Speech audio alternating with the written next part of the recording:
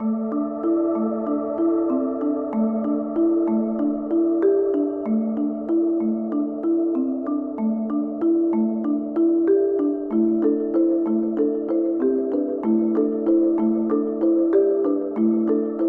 on the front lines. We're on the front of the front lines. We are the most vulnerable.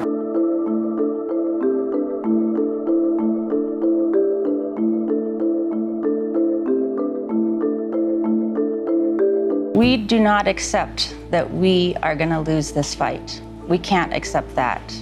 We are going to fight to protect our territory, to protect our people, and that is what I'm here to do.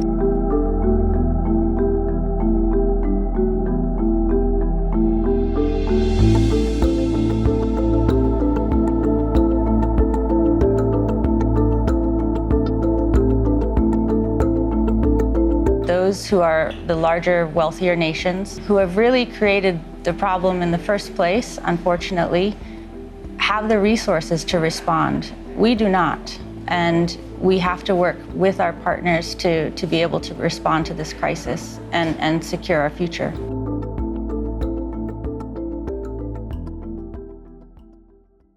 Good afternoon. How's everyone doing? For those of you just joining and who didn't catch the last panel I moderated, I'm Maxine Joslow, a climate policy and politics reporter here at the Washington Post, and I'm delighted to be joined by Tina Stege, the climate envoy for the Marshall Islands. Tina, thank you so much for joining us. Thank you, Maxine. Thanks for having me, and thank you to all of you for being here. It's wonderful to see a packed house. It is, and we just talked about Antarctica. We're now shifting around the world to the Marshall Islands to talk about your fight for a livable future in the face of sea level rise and extreme climate change. The Marshall Islands are highly, highly vulnerable to climate change. The territory may cease to exist if we see 2 degrees Celsius of global warming above pre-industrial levels. Help the audience understand why you've said that climate change is something that the Marshall Islands are really, truly on the front lines of. Well, I think you all saw that video. I wasn't expecting the video, so it showed you a bit of what Madro, which is actually the atoll that I grew up on, is like. You can see if you fly into the Marshall Islands, as you're landing in our airport, you don't actually see much runway. Pretty much what you see is blue. So the picture you saw just now, that's all of the country. So it's all coast. There is no area for us that isn't coastline. We're 2 meters above sea level, which is between 6 and 7 feet. And so even in the last panel, you were hearing about sea level rise. It makes climate change an existential threat for us, and one that we are confronting now. And I think also one in which we've known for a long time now that it's a different world. And the world that I was born into is not the world that my children or my grandchildren will be born into, and the land around us and the ocean around us will look completely different. And so we're confronting that reality and trying to imagine what that world will look like and how we will fit into it. Yeah. And earlier this year, there was a series of extreme waves that hit one of the islands in the region. This has been attributed to sea level rise. So how might extreme weather events like this be a demonstration of what could come in the future for the Marshall Islands? So that wave action got quite a bit of attention from around the world. I don't know if many of you know this, but the United States has a military base in the Marshall Islands. And those videos were from Americans living on that base. And it was really interesting to me, actually, because when that video started rocketing around the world, I was just thinking of all the times we'd had similar events, and there was no video that rocketed around the world. So it wasn't a surprise to me what people saw.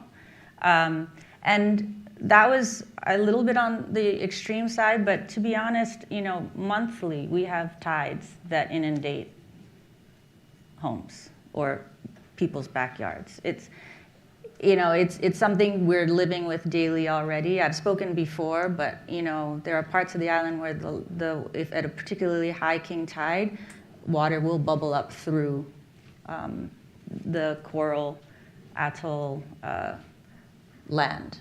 So we are dealing not just with extreme weather events that are in the future, we're dealing with inundations, droughts, circumstances that are affecting daily life now. And we know that these will, only be exacerbated as the temperature rises. And it's the main reason we've been such a strong voice on keeping temperature rise to 1.5 degrees. Because at 1.5, we have the possibility of adaptation. It's hard.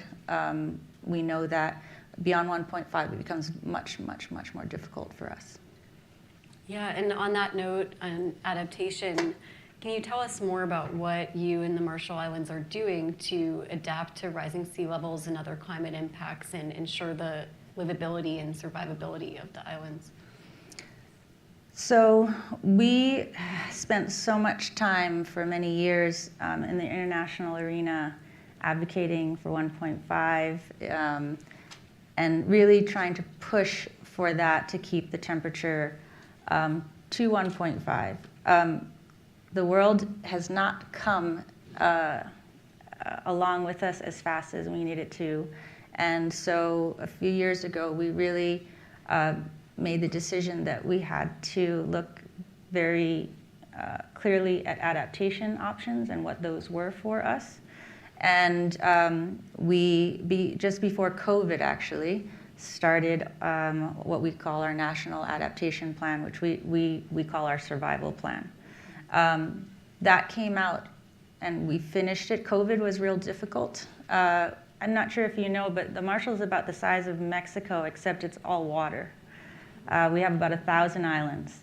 And if you took all of those islands and put them together, it wouldn't be much larger than DC. So we're talking about very small islands scattered over a massive, expansive ocean. And for our adaptation plan, we wanted to be sure that we were speaking to our communities, not only to understand exactly the issues that they were facing, but what they wanted long term. Right? It's not a decision that we can make as some government on high. This had to be a decision that we're making together as communities. And by and large, our communities and our people said, well, we want to stay in our lands. We want to be a Marshallese people. That means being in the Marshall Islands. And so it took us quite a bit of time. People had to sail to those islands. We did these consultations. We have a national adaptation plan now, which, we looked at hard infrastructure options. We were looking at where we could move infrastructure and communities if we had to, raising land, reclaiming land, and the costs of all of that, having done that work, are staggering. Total, just looking at sort of infrastructure, we're looking in the billions. For only 2 of our urban centers, we're talking about $9 billion, and that's over 10 years of our national, 10 years worth of annual budgets. So, that's what our annual budgets are paying for our schools, and we're paying for our health care, and we're paying for all the things that, you need to pay for as a government. This is on top of that, right? And at the moment, the finance is not there. It's just not there. And so a big part of my job now is, as a climate person, to be talking about finance, to be going to the World Bank and the IMF, and also talking to countries who do have the resources, to explain, how do we do this collectively? Because there's no way that the Marshalls can do it on its own. You've just told us about your adaptation plan, or what you call your survival plan. Do you think there is a tipping point, though, where the Marshall Islands or parts of the Marshall Islands might become uninhabitable? There are points where we have to make really hard decisions, and I think that's where I had referred earlier to the fact that we're having to consider moving, looking at which islands are the most resilient, and if people could move there, and what infrastructure we can build to safeguard, whether it's seawalls or through reclamation. But that's why we're also just talking about, there's a term of art, it's transformational adaptation. It's beyond building a seawall, because there are tipping points, and so we need to transform in order to meet those tipping points. And the world is changing so fast. The question is whether or not we will have enough time, we will be able to bend the curve on the temperature rise such that we will have enough time to put in place the transformational measures we're going to need to be able to manage all of the change. And that's something that is hitting us and facing us very immediately. But as I think you heard in the last panel, it's hitting and facing communities around the world. New York has its plan. New York has a lot more resources than the Marshall Islands, and the ability to put those plans in place. And I think for us, the question is,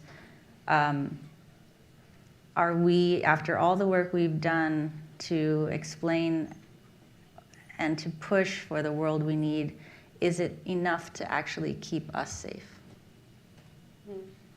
And going back to this idea of financing and the fact that these infrastructure upgrades for adaptation could cost in the billions of dollars, and that's just for two of your major cities, two of your major population centers, not the Marshall Islands as a whole.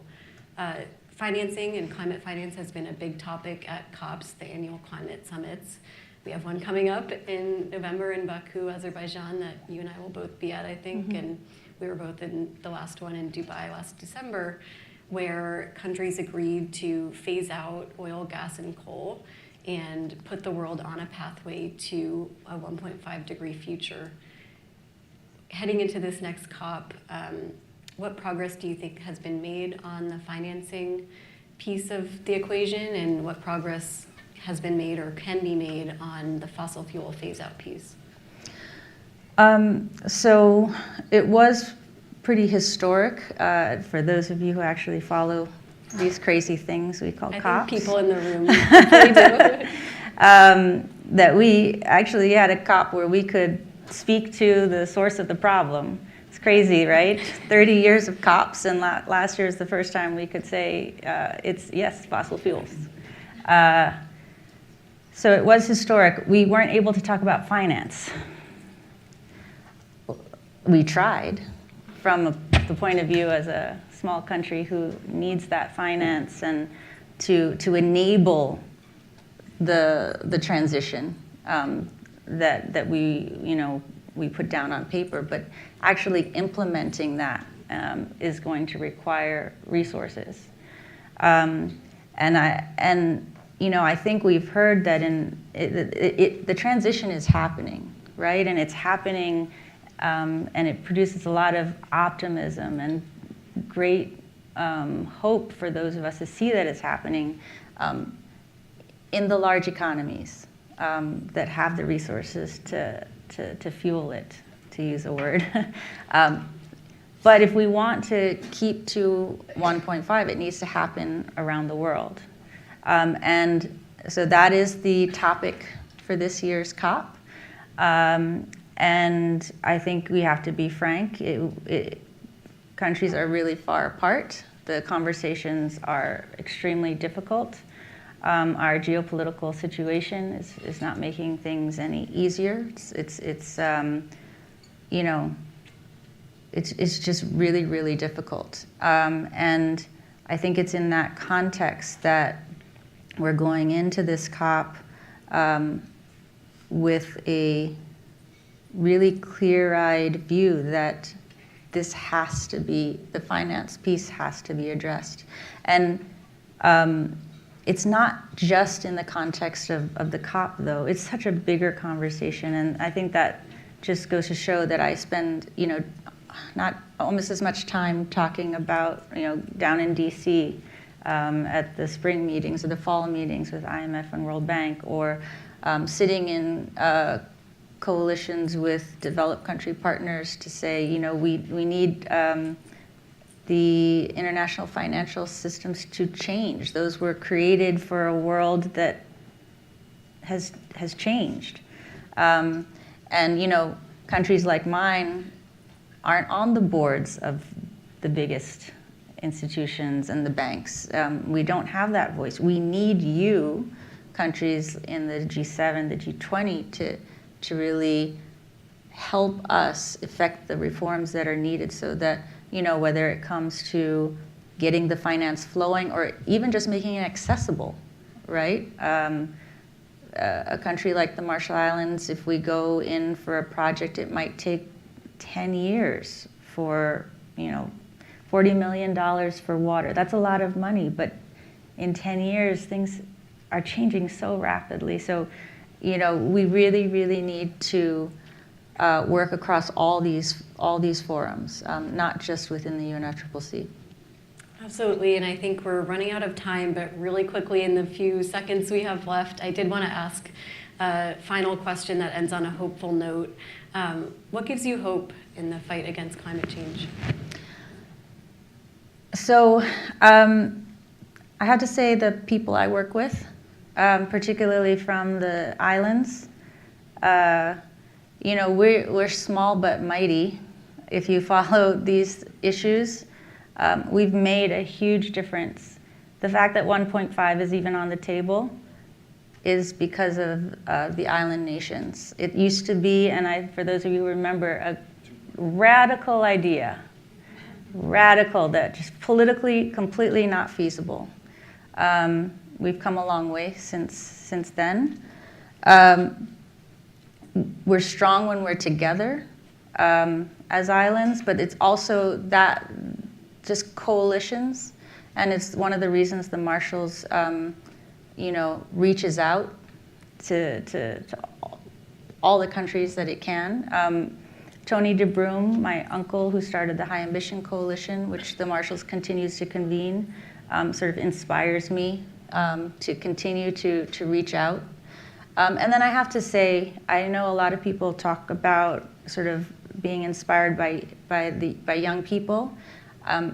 We can't put this problem on their shoulders, but at the same time, the energy and the knowledge that they bring to the problem really does inspire me. I was in a school here in New York, actually, earlier this year with fourth graders, and they were telling me about what needed to be done, whether it was, electric vehicles. They were telling me about the impact of extreme weather events in the Caribbean. There was so much knowledge, and thank goodness I get to go do that kind of stuff, especially after spending a few weeks at COP. It's really that I'm inspired by and gives me hope to keep going. And also, I have to say, we do bring solutions to the table as small islands. One of the things, for example, that the Marshalls is working hard on is in the IMO and decarbonizing the shipping industry by putting a levy that would not just decarbonize the industry, but produce some finance to help those who need it. So there are a lot of solutions that islands are bringing to the table, and that is also something that really keeps me going. Tina Stege, Climate Envoy for the Marshall Islands, thank you so much. Thanks, Maxine. And please don't go anywhere. My colleague Zach Goldfarb will be out next talking about North America and energy moonshots, so stay with us. Thank you.